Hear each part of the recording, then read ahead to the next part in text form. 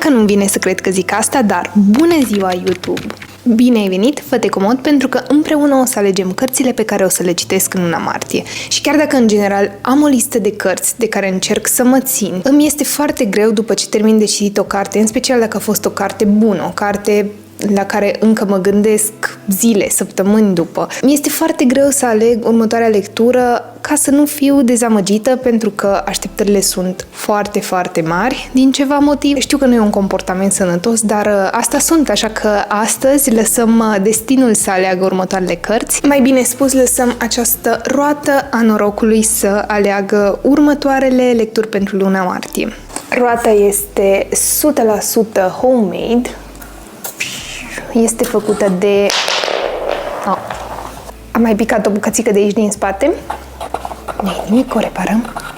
Deci ideea e foarte simplă, avem aici mai multe prompturi pe baza cărora vom alege următoarea lectură. De exemplu, dacă ar pica one word title, ar însemna că eu trebuie să aleg o carte al cărei titlu are un singur cuvânt. Aș spune că mi-am oferit destul de multă libertate aici, pentru că nu vreau să transform asta în ceva obositor sau să nu citesc cu drag și chef lecturile pe care le aleg. Cred că într-un final am găsit un loc destul de stabil în care să învârt roata. Știu că nu pare, dar am testat odată și a funcționat, deci putem să trecem la treabă. Ok, prima învârtire, să vedem dacă mă descurc.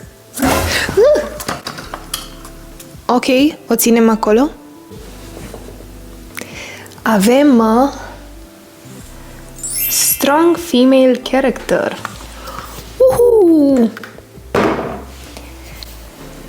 Sincer, chiar mă bucur că a ieșit promptul acesta, pentru că este perfect pentru luna martie. În momentul de față, biblioteca mea este în construcție, să zic așa. Am comandat mobila pentru bibliotecă și aștept să vină, așa că am cărțile împrăștiate peste tot. Am aici un teanc de cărți pe care sper să le citesc în viitorul apropiat, însă pare că niciunul din titlurile astea nu se potrivește cu primul prompt, așa că mergem să mai căutăm, pentru că mai am cărți împrăștiate și sus nu e problemă. Și am ajuns și în cea de-a doua bibliotecă mobilă, vă prezint în tot dezastrul ei. O scanare rapidă a rafturilor. Bun, avem cartea The Woman Destroyed, Sula, de Toni Morrison, și cred că și Tom Lake ar fi o opțiune. Să vedem despre ce e vorba, pentru că nu mai știu exact. Așa, și All My Mothers, cred că e o opțiune bună. Din nou, nici despre asta nu mai știu tare multe, am cumpărat-o de mai bine de un an. The Women, de Kristen Hanna, nu am citit-o până acum pe autore, dar sinceră să fiu, parcă nu sunt în mood de a citi o carte atât de lungă, în special pentru că știu că am promptul ăsta pe ruletă și la cât noroc am, sigur o să-mi pice și cartea de 500 plus pagini și aș vrea să aleg altceva. Pe timp mi-am mai amintit de o carte, era pitită aici, cartea Elena știe. Și pentru că sunt o femeie independentă, o să rog pe ChatGPT să mă ajute puțin cu titlurile astea, dar mai întâi vreau să trec prin Goodreads, să mai citesc puțin despre fiecare, să-mi dau seama dacă ar fi cazul să exclud unul din titlurile astea din start sau dacă putem să-l punem să aleagă din toate cele 5 titluri pe care le am aici. Pare să că nu am renunțat la niciuna din cele 5 cărți, așa că trebuie să luăm o decizie și ne vom folosi de ajutorul prietenului meu, ChatGPT. Salut! Am nevoie de ajutorul tău, am 5 cărți din care să aleg. Tematica este Strong Female Character. Spune cărțile și te ajut să aleg. Ai un anumit tip de strong female character pe care îl cauți. De exemplu, puternică emoțional, independentă, badass? Cărțile ar fi Elena știe, Sula, de Toni Morrison, The Woman Destroyed, de Simone de Beauvoir, Tom Lake, de Anne Patchett și All My Mothers.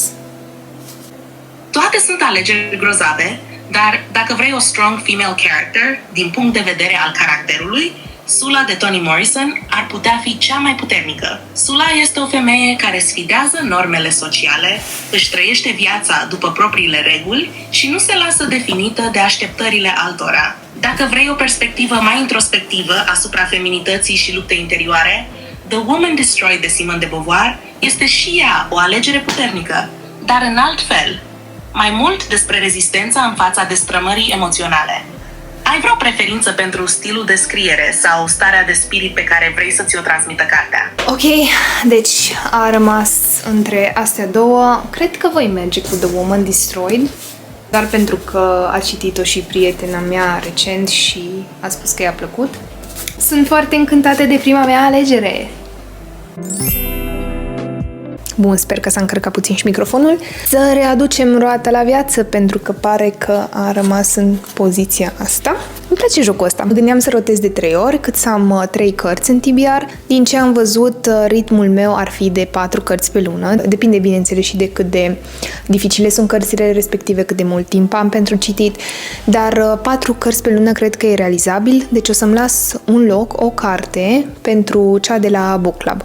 Bun, a doua rotire. Nu a fost ok. Mai încercăm o dată.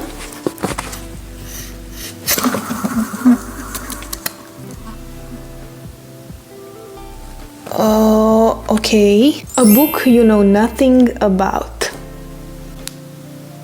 Cred că am multe opțiuni. Hai să vedem ce alegem. Recunosc că știu cam în toate cărțile astea despre ce e vorba, mai puțin în The Ministry of Time. Pe aceasta am văzut-o pe YouTube. Cred că persoana care a recomandat-o a spus fix chestia asta, că e bine să începi să o citești fără să știi despre ce e vorba, pentru că o să te surprindă și o să fie un mix în mai multe genuri literare. Cred că aceasta rămâne. Asta a fost chiar easy. La a doua carte a mers totul foarte smooth, am ales foarte repede. Îmi pare rău că e ultima carte pe care trebuie să aleg, cred că aș învârti foarte mult din rata asta, dar poate facem și luna viitoare. Spune că a treia oară e cu noroc, deși mi-a plăcut ce am ales și până acum. Să-i dăm drumul.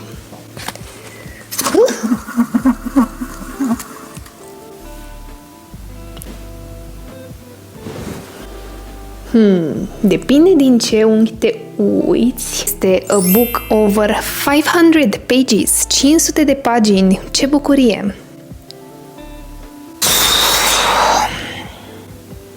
Ok, cred că știu și aici ce să aleg. Mă simt ambițioasă. Nu sunteți pregătiți pentru ce urmează, pentru că nici eu nu sunt pregătită. Oh! Ta-da! E imensă. Are 800 de pagini. 800. Dar da, vreau să o citesc. Este o carte scrisă de Stephen King. Am mai citit doar o carte de la el și mi-a plăcut super, super mult. Asta ar fi despre asasinarea lui Kennedy și despre cum un om de știință descoperă călătoritul în timp și încearcă să prevină asasinarea lui Kennedy. A sunat foarte interesant și am vrut să-mi iau din state, dar din motive evidente nu ar fi încăput în bagaj, așa că am luat-o după ce am ajuns în țară. Să vedem, probabil nu o să o termin în luna martie, dar chiar mi-aș dori să o încep. Chiar da. Asta a fost foarte distractiv. Eu m-am simțit super bine, sper că și voi. Avem aceste 3 cărți pentru luna martie.